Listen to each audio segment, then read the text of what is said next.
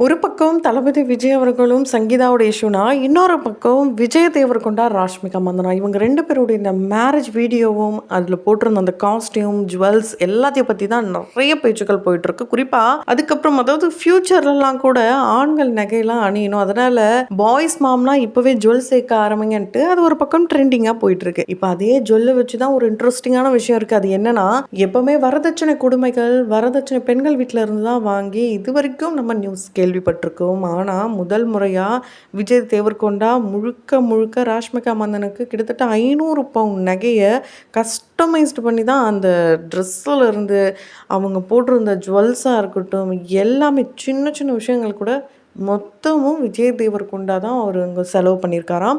இது ரொம்பவே சூப்பரான விஷயம். அந்த விஜய் தேவரகொண்டா மாரி ஒரு பையன் கிடைக்கணும்பான்ட்டு இந்த நியூஸ கேள்விப்பட்டவங்கலாம் சொன்னாலும், இன்னொரு சூப்பரான நியூஸ் என்னன்னா, அவருக்கு எந்த ஒரு கெட்ட பழக்கமும் கிடையாதாங்க. இண்டஸ்ட்ரியில இருந்து ஒரு கெட்ட பழக்கமே இல்லாத ஒரு நல்ல பையன பார்க்கறது ரொம்ப பெருமையான விஷயமா தான் இருக்கு. பெரிய விஷயமா தான் இருக்கு.